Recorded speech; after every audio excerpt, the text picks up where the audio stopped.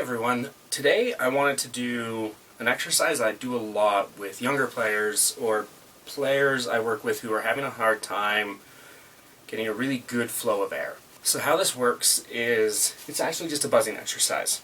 It's one that I tend to use in place of the usual paper exercise. If you don't know the paper exercise, here's how it works. You can do it with air or buzz. You just hold the paper in front of you and you go, and the goal is to get the paper up, right? So when we buzz and do that, we make the paper move. The goal for that is to create some visual feedback for the buzz we're doing. This works in place of something like an incentive spirometer, or any breathing device that you can use a mouthpiece with, which gives you that visual information, like the breath builder from the other video. If you don't know what I'm talking about, you can check that one out. So this is one of my all-time favorite buzzing exercises. I like it over the paper one because it doesn't involve the paper. And it also provides a sort of another different kind of sensory feedback, which is temperature. So what we're going to do is we use our hand, and we buzz to the hand. What I always tell the students is I want you to imagine sort of a quarter-sized circle in the palm of your hand, and you blow air to it. We start with the mouthpiece and we just go. And the prompts are that you're looking for them to have cold air. Cold air is generally meaning the air is moving quickly.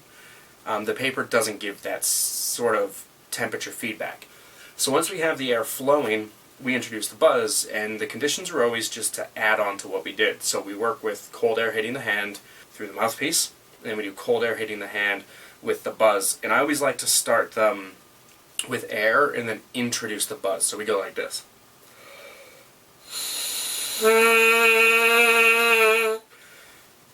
And you want to encourage the air to happen for a few seconds and then to slowly bring the lips together until the vibration happens. Whatever pitch, doesn't matter, as long as it's sort of in what I would call a usable horn range, so we're avoiding really high sound and really low sound, because that could mean other things are happening. So here's how we develop it. The first step is just getting the air with the buzz, right? And then when that's happening, the next step is to just start the buzz right away, always reminding them cold air hits hand. That's always the goal. And we want to start with the hand close. The further away we move the hand, the more challenging it's going to be, and we're going to actually exploit that. So once this is working, the next goal would be just to say, try it with the hand further away. And always remind them about that quarter-sized circle. So the next step we start is to have the air push the hand away. It's important to say, you want to have the air push the hand away and not just move the hand away. The goal is connecting the airflow to this external point. So by saying, well, just move your hand while you buzz, we actually take away a little bit of stimulus. So you start the buzz and then you instruct them or yourself to let the air push the hand away. So you go.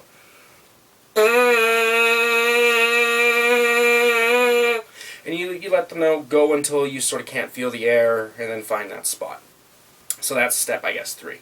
The next step of this exercise is to work it with a siren, going up first, and then we stop at the top. And how this works now is you remind them about the quarter-sized hole we're blowing cold air to, and then as you move up the siren, let the hand be pushed away by the air. And always demonstrate it first. So you sort of go. And then we leave it out there. And that's important. The hand stays out there when we go. So then have them do it a few times going.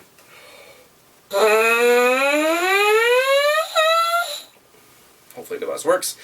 And if you notice, I always start on the note and then go. It's the same as the air to buzz. Establish the air and then move. So the next step to this exercise is the downwards part of the gliss. What happens here is we leave the hand out, and as you descend, the goal is to keep the hand having air hit it as you pitch down. So we go.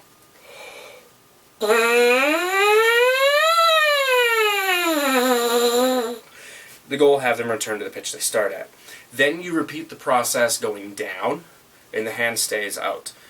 So the whole purpose of this exercise is to get the air out and not stuck at what I would say the lips or the teeth.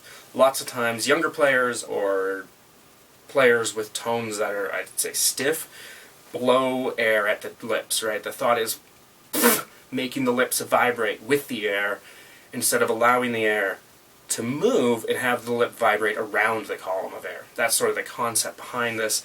It's my favorite buzzing exercise. I find it always gets great results. Yeah, it's easy. So like, subscribe. Those things would be great if you did them. If you don't, you don't.